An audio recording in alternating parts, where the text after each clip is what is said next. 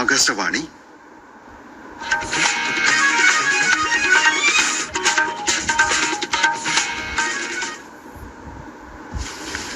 നമസ്കാരം.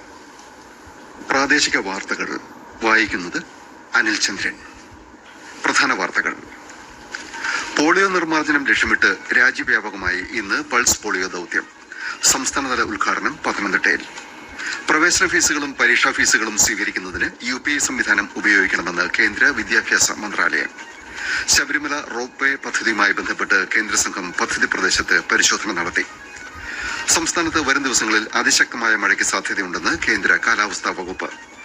ICC വനിതാ ഏകദിന ക്രിക്കറ്റ് ലോകകപ്പിൽ ഇന്ന് ഇന്ത്യ ഓസ്ട്രേലിയയെ നേരിടും. വാർത്തകൾ വിശദമായി. പൾസ് പോളിയോ പ്രതിരോധ യജ്ഞം ഇന്ന്. പോളിയോ നിർമ്മാർജ്ജനം ലക്ഷ്യമിട്ടാണ് പൾസ് പോളിയോ യജ്ഞം സംഘടിപ്പിക്കുന്നത്. ഇടുക്കി ഒഴികെ 13 ജില്ലകളിലാണ് സംസ്ഥാനത്ത് യജ്ഞം. സംസ്ഥാനതല പൾസ് പോളിയോ പരിപാടി പത്തനംതിട്ടയിൽ മന്ത്രി വീണ ജോർജ് ഉദ്ഘാടനം ചെയ്യും. Desk report. 5 വയസ്സിൽ കുറഞ്ഞ എല്ലാ കുഞ്ഞുങ്ങൾക്കും തുള്ളിമരുന്ന് നൽകി യജ്ഞത്തിൽ പങ്കാളികളാകണമെന്ന് മന്ത്രി വീണ ജോർജ് അഭ്യർത്ഥിച്ചു. കേരളത്തിൽ സ്കൂളുകൾ, അങ്കണവാടികൾ, വായനശാലകൾ, ഗവൺമെന്റ് ആരോഗ്യ സ്ഥാപനങ്ങൾ, സ്വകാര്യ ആശുപത്രികൾ എന്നിവിടങ്ങളിലെ ബൂത്തുകൾ രാവിലെ 8 മുതൽ വൈകിട്ട് 5 വരെ പ്രവർത്തിക്കും. ബസ് സ്റ്റാൻഡുകൾ, റെയിൽവേ സ്റ്റേഷനുകൾ, വിമാനത്താവളങ്ങൾ, ബോട്ട് ജെട്ടികൾ എന്നിവിടങ്ങളിലെ ട്രാൻസിറ്റ് ബൂത്തുകൾ രാത്രി 8 വരെയും പ്രവർത്തിക്കും. ഇന്ന് ബൂത്തുകളിൽ തുള്ളിമരുന്ന് നൽകാൻ കഴിയാത്ത കുഞ്ഞുങ്ങൾക്ക് നാളെയും മറ്റന്നാളും സന്നദ്ധ പ്രവർത്തകർ വീടുകളിലെത്തി തുള്ളിമരുന്ന് നൽകും. തിരുവനന്തപുരം ജില്ലയിൽ 2415 ബൂത്തുകൾ സജ്ജമാക്കി. റെയിൽവേ സ്റ്റേഷനുകൾ, ബസ് സ്റ്റാൻഡുകൾ, വിമാനത്താവളങ്ങൾ എന്നിവിടങ്ങളിൽ രാവിലെ 8 മുതൽ രാത്രി 8 വരെ തുള്ളിമരുന്ന് വിതരണം ചെയ്യും. കൊല്ലത്ത് 1790 ബൂത്തുകളും 37 ട്രാൻസിറ്റ് ബൂത്തുകളും 19 മൊബൈൽ ബൂത്തുകളും ഒരുക്കിയിട്ടുണ്ട്. കോഴിക്കോട്ട് 2215 ബൂത്തുകളും 53 ട്രാൻസിറ്റ് ബൂത്തുകളും 26 മൊബൈൽ ബൂത്തുകളും സജ്ജമാക്കിയിട്ടുണ്ട്.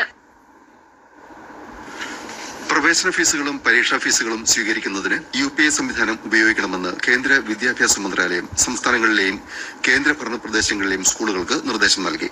ഭരണപരമായ പ്രക്രിയകൾ നവീകരിക്കുന്നതിനും രക്ഷിതാക്കൾക്കും വിദ്യാർത്ഥികൾക്കും പേയ്മെന്റ് സുഗമമാക്കാനും ലക്ഷ്യമിട്ടാണ് മന്ത്രാലയത്തിന്റെ നീക്കം. NCERT, CBSE, കേന്ദ്രീയ വിദ്യാലയങ്ങൾ, നവോദയ വിദ്യാലയങ്ങൾ എന്നീ സ്ഥാപനങ്ങൾക്കാണ് കേന്ദ്ര നിർദ്ദേശം. സ്കൂളുകളിൽ രക്ഷിതാക്കൾ നേരിട്ടെത്താതെ തന്നെ ഫീസുകൾ അടയ്ക്കാൻ ഇതുവഴി സൗകര്യം ലഭിക്കും. രാജ്യത്തിന്റെ വികസന യാത്രയിൽ വിദ്യാർത്ഥികളുടെ പങ്കാളിത്തം ഉറപ്പിക്കാൻ ലക്ഷ്യമിടുന്ന വികസിത് ഭാരത് ബിൽഡത്തോൺ 2025 നാളെ തുടക്കമാകും. 6 മുതൽ 12 വരെ ക്ലാസുകളിലെ വിദ്യാർത്ഥികളെ ഉൾപ്പെടുത്തി രാജ്യവ്യാപകമായി എല്ലാ സ്കൂളുകളിലും തത്സമയ ബിൽഡത്തോൺ നടത്തും. സ്കൂളുകൾക്ക് ഈ മാസം 14 മുതൽ 31 വരെ എൻട്രികൾ സമർപ്പിക്കാം. വിജയികളെ ഡിസംബറിൽ പ്രഖ്യാപിക്കും. കേന്ദ്ര യുവജനകാര്യ കായിക മന്ത്രാലയം സംഘടിപ്പിക്കുന്ന വികസിത് ഭാരത് യൂത്ത് പാർലമെന്റ് മത്സരങ്ങളുടെ രജിസ്ട്രേഷൻ ഇന്ന് അവസാനിക്കും. മൈ ഭാരത് പോർട്ടൽ വഴിയാണ് രജിസ്റ്റർ ചെയ്യേണ്ടത്. 18-നും 25-നും ഇടയിൽ പ്രായക്കാർക്കാണ് അവസരം. ശബരിമല റോപ്പ് വേ പദ്ധതിയുമായി ബന്ധപ്പെട്ട് കേന്ദ്ര സംഘം സന്നിധാനം, മരക്കൂട്ടം, പമ്പ, ഹിൽ ടോപ്പ് എന്നിവിടങ്ങളിൽ പരിശോധന നടത്തി. പദ്ധതിയുടെ അന്തിമ അനുമതിയുമായി ബന്ധപ്പെട്ടായിരുന്നു കേന്ദ്ര സംഘത്തിന്റെ 2 ദിവസത്തെ സന്ദർശനം. റോപ്പ് വേയുടെ പരിസ്ഥിതി സംബന്ധമായ ആഘാതങ്ങളും മറ്റു വിഷയങ്ങളും സംഘം വിശദമായി പരിശോധിച്ചു. കേന്ദ്ര സംഘം നൽകുന്ന റിപ്പോർട്ടിന്റെ അടിസ്ഥാനത്തിൽ പദ്ധതിക്ക് അന്തിമ അനുമതി ലഭ്യമാകും. വനംവകുപ്പിന്റെയും ദേവസ്വം ബോർഡിന്റെയും പ്രതിനിധികളും സംഘത്തോടൊപ്പം സന്ദർശനത്തിൽ പങ്കെടുത്തു. ശബരിമല സ്വർണ്ണപ്പാളിയുമായി ബന്ധപ്പെട്ട വിഷയത്തിൽ ഹൈക്കോടതി നിർദ്ദേശപ്രകാരം റിട്ടയേർഡ് ജസ്റ്റിസ് KT ശങ്കറിന്റെ നേതൃത്വത്തിൽ സന്നിധാനത്ത് ഇന്നും പരിശോധന തുടരും. ക്ഷേത്രത്തിലെ സ്ട്രോങ് റൂമുകൾ ഉൾപ്പെടെ തുറന്നാണ് പരിശോധന. ഈ സാഹചര്യത്തിൽ മാധ്യമങ്ങൾക്ക് പമ്പയിൽ നിന്ന് സന്നിധാനത്തേക്ക് പ്രവേശനം വിലക്കി. സന്നിധാനത്തെ പരിശോധന പൂർത്തിയായ ശേഷം ആറന്മുളയിലെ സ്ട്രോങ് റൂമിലും പരിശോധന നടത്തും. സ്വർണ്ണപ്പാളി വിവാദം ഉൾപ്പെടെ വിഷയങ്ങൾ വഴി തിരിച്ചുവിടാനാണ് കരുതിക്കുട്ടി ഷാഫി പറമ്പിലിനെ ആക്രമിച്ചതെന്നും ഇതിനെതിരെ ശക്തമായ പ്രതിഷേധം വ്യാപിപ്പിക്കുമെന്നും AICC general secretary KC Venugopal പറഞ്ഞു. പേരാമ്പ്രയിൽ UDF സംഘടിപ്പിച്ച പ്രതിഷേധ സദസ്സ് ഉദ്ഘാടനം ചെയ്യുകയായിരുന്നു അദ്ദേഹം.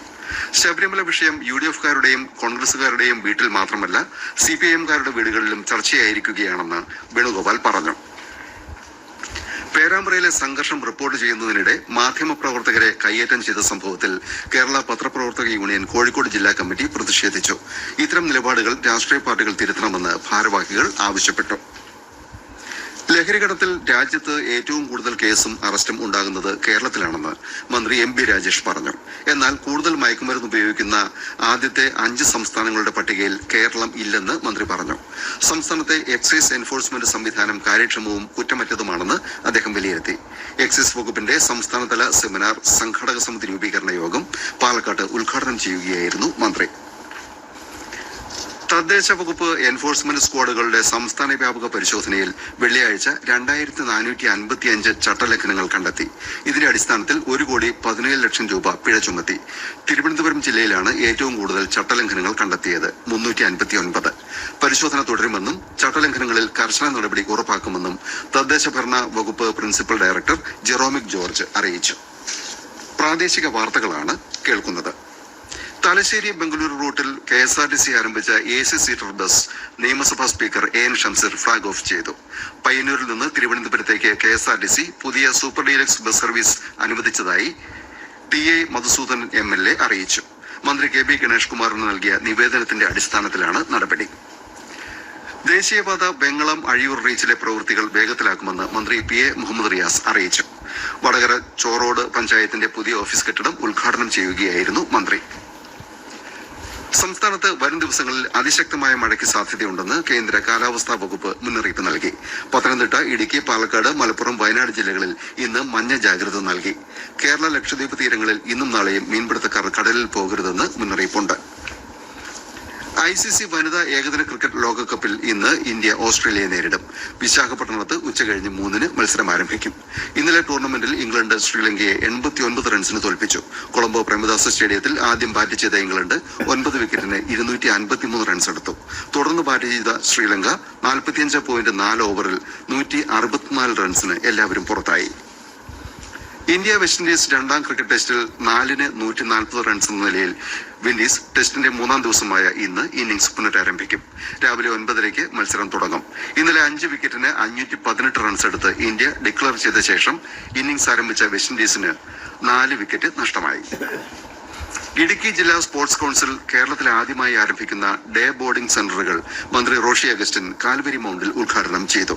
അത്ലറ്റിക്സ്, ഫുട്ബോൾ, തായ്ക്കൊണ്ട ഇനങ്ങളിൽ പരിശീലനം നൽകുന്ന കേന്ദ്രങ്ങളാണ് ഡേ ബോർഡിംഗ് സെന്ററുകൾ.